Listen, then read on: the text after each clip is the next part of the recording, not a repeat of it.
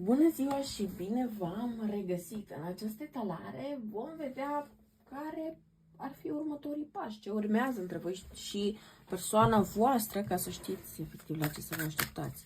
Bun, vom face întâi care este energia voastră și apoi care este energia persoanei pentru a identifica dacă este vorba de voi sau nu, da? Și apoi vom trece la dinamică. În primul rând, aici avem zodii de pământ, Taur, Fecioară, Capricorn și zodii de foc, Berbec, Leu, Săgetător. Țineți cont că mai avem și Justiția și 6 de spade, care sunt clarificatoarele zodiei Balanță.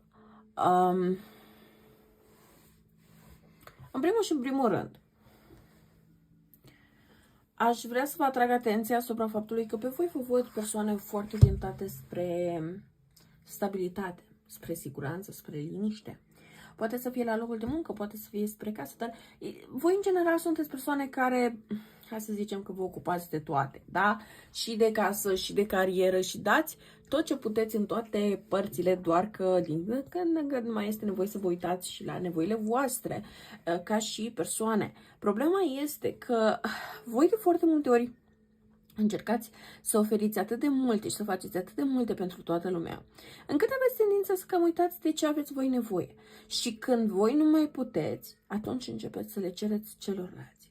Problema este că în momentul în care voi sesizați că nu mai puteți, de cele mai multe ori, voi aveți tendința de a realiza că persoanele de lângă voi nu sunt dispuse să vă ofere același sprijin, același suport, aceeași grijă pe care voi ați oferit-o până atunci. Și persoana de care voi vă uitați aici nu este o excepție. Pentru că mie îmi pare că această persoană cumva caută să vă țină cumva la distanță. Atenție foarte mare, pentru că eu nu văd foarte multă comunicare în acest moment, dar aș vedea că urmează o comunicare relativ curând.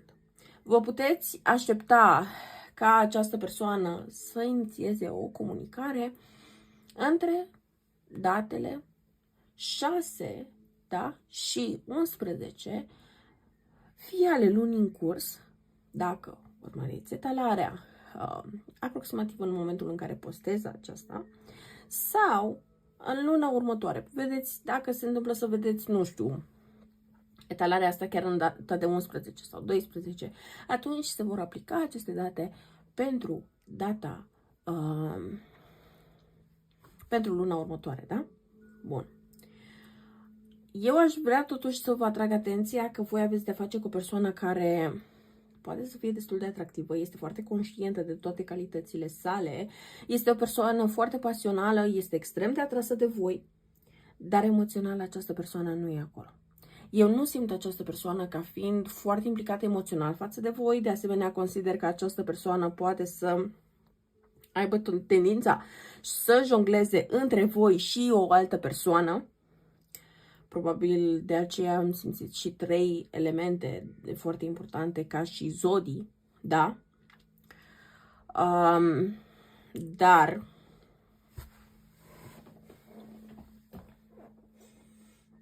eu aș zice că voi, în toată situația asta, chiar dacă pentru voi este dificil de acceptat acest lucru, nu voi sunteți persoana care pierdeți. Doar că această binecuvântare care stă să vină spre voi este o binecuvântare travestită. Ceea ce înseamnă că voi în acest moment nu puteți să vedeți de ce. Este bine că lucrurile se întâmplă în felul în care se întâmplă, dar va trebui să aveți încredere în univers. Pentru că mie îmi pare că voi în acest moment ați ajuns în acest stadiu în care vă simțiți epuizați și obosiți, doar ca să-i vedeți această față a acestei persoane, doar ca voi să știți că voi nu vă puteți baza pe această persoană. Din momentul în care voi nu vă mai împotriviți și alegeți să renunțați la această persoană, universul nu doar că vă va da puterea și energia înapoi, dar un pic de atenție, pentru că aici rolurile se vor schimba. În viața voastră va apărea o nouă persoană, o persoană mai generoasă. Dar este bine să conștientizați încă de pe acum că nu cu această persoană trebuie să rămâneți. Voi trebuia să treceți prin aceste momente pentru a impune mai multe standarde, mai multe limite, da? În primul rând pentru voi, dar și pentru celelalte persoane, și de a efectiv învăța să respingeți persoanele care vor doar să ia de la voi, doar să profite de energia, de bunătatea, de iubirea voastră. Și nu este drăguț, nu este plăcut, îmi dau seama de acest lucru, dar era ceva care trebuia să se întâmple și cred că este, hai să zicem așa, o lecție care a fost pusă în fundal de voi de foarte, foarte multă vreme și cred că s-a refuzat pur și simplu să se învețe și probabil de aceea cei care veți rezona cu această etalare aveți un tipar specific de parteneri pe care le întâlniți de ani buni încoace. Și asta nu înseamnă că toată lumea, nu știu, cunoaște această persoană de foarte mult timp sau de foarte puțin timp, ci pur și simplu că este o dinamica în sine durează de ani buni. Voi oferiți, dați, sunteți acolo pentru ceilalți, dar nimeni nu e acolo pentru voi. Și voi trebuia să ajungeți la momentul ăsta în care să spuneți stop, eu o voi lua de la capăt, dar de toată aceasta îmi dau șansa și oportunitatea să întâlnesc o persoană care să merite, da? Toată atenția, toată grija, toată energia și care este dispusă să vă ofere la rândul său toate aceste lucruri. Fără, hai să zicem, condiții sau fără să plătiți voi de 3 ori mai scump pentru asta. Pentru că voi ați avut tendința de a da tot de persoane zgârcite și voi ați fost persoane care ați dat pentru 2 sau chiar pentru 3 în conexiunile voastre. Dar nu puteți face așa la infinit. Aveți și voi limitele voastre. Și Universul a încercat astfel să vă arate că meritați ceva mai bun. Doar că este ca și cum, în ciuda faptului că voi puteți avea foarte multe calități, cumva voi aveți o problemă în a recunoaște neapărat mai mult ceea ce aduceți voi în conexiuni și asta poate să afecteze foarte mult relațiile, da? Hai să vedem ce urmează să facă persoana asta față de tine. Roata norocului. Regele de pentagrame.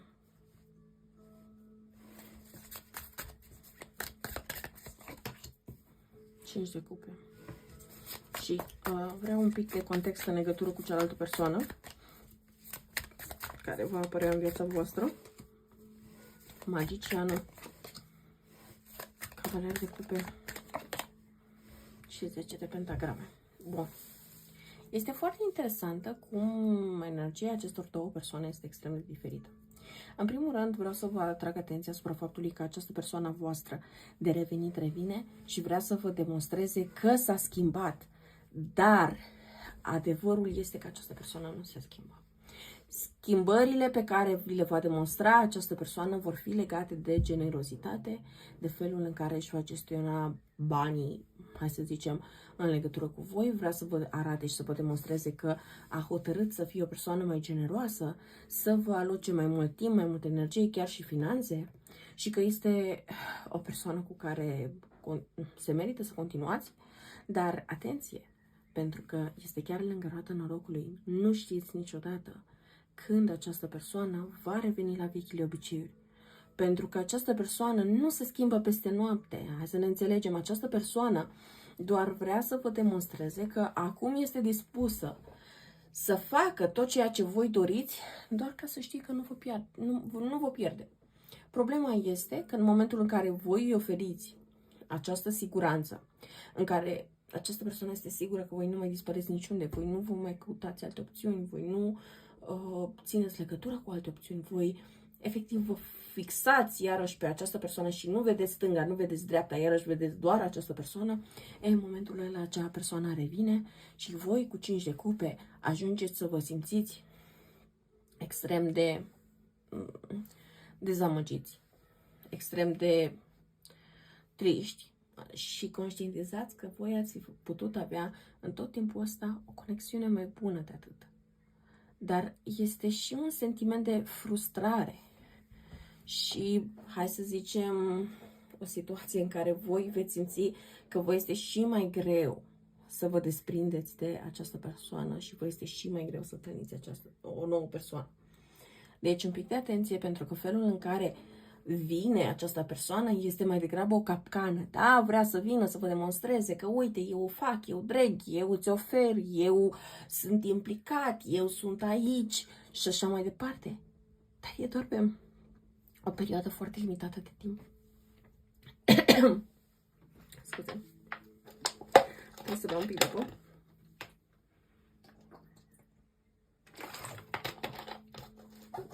Așa. Dar atenție, persoana asta se comportă bine cu voi doar pe o perioadă foarte limitată de timp. Persoana asta nu vrea să se schimbe pentru restul vieții. Nu face niciun pas în acest sens. De asta e bine mai ușor și mai rapid să facă această schimbare, doar ca să vă țină pe voi agățați. Dar această persoană nu va fi mai implicată emoțional, nu se va deschide față de voi. Dacă așteptați să vă spună această persoană sincer ceea ce simte, îmi pare rău să vă dezamăgesc, dar nu văd că ar fi cazul. În schimb, norocul vostru vine din cu totul altă direcție. De ce? Pentru că, eu am spus, în viața voastră apare o nouă persoană. Această nouă persoană este o persoană spirituală. Este o persoană care a trecut și ea prin foarte multe lucruri și a învățat să se ridice de una singură. Este o persoană foarte încrezătoare, dar atenție, încrezătoare în univers, în Dumnezeu, în lucrurile astea, în lucruri benefice. Nu este o persoană încrezută. Nu este o persoană arogantă. Este o persoană dispusă să vadă cum vă poate ajuta. Este o persoană dispusă să vă ofere. Este o persoană dispusă să facă lucrurile să meargă cum trebuie. Este o persoană care este deschisă emoțional, care veți sesiza că vorbește diferit, acționează diferit. Este o persoană mult mai tandră, mult mai atentă, mai comunicativă și care își dorește o familie și pe care o veți avea 10 de pentagrame. Dar este important să știți că nu are sens să vă păstrați speranțele în această persoană, da? Cu care voi aveți de face de ceva vreme. Nu are sens să mai așteptați, da? Această persoană și mare atenție, pentru că această persoană vă pregătește această capcană doar cât să vă țină agățați. Dacă voi aveți de gând să mai stați luni de zile sau ani de zile, unii dintre voi, în această conexiune, este decizia voastră. Eu nu vă pot opri. Eu vă pot spune, asta este energia cărților. Dacă vă regăsiți, sper că v-am dat o temă de gândit. Dar, în ceea ce ține de ce ar urma să fie cu o nouă persoană, eu aș zice, merită să mizați pe noua persoană. Pentru că puteți vedea și voi cât de diferite sunt energiile. Uitați-vă, de exemplu, la ultima carte din fiecare partea persoanei. Una are 5 de cupe, care ne arată tristețe, a plânge după laptele vărsat și așa mai departe. Iar cealaltă este 10 de pentagrame, care este o carte a armoniei, a familiei, a stabilității, a siguranței, a consecvenței. Deci această persoană este mult mai consecventă, da? Persoana nouă. Pe când persoana din trecut, cu roata norocului, ce face? Se schimbă, se sucește, nu rămâne consecventă. Și energia persoanei vechi, cu 7 de pâtece, ne arată, își păstrează distanța emoțională. E o persoană care nu are de gând să vă lase să vă apropiați mai mult. Nu este o persoană care este dornică să se vadă în cuplu, în adevăratul sens al cuvântului. E o persoană care doar vrea beneficiile de cuplu, fără a depune eforturile necesare în acest sens. Dacă voi vreți să acceptați o astfel de persoană, este treaba voastră. Eu vă pot spune mare atenție că eu persoana asta nu o văd loială, nu o văd deschisă, nu o văd cu intenții de viitor, nu o văd în sens pozitiv, pur și simplu pentru voi.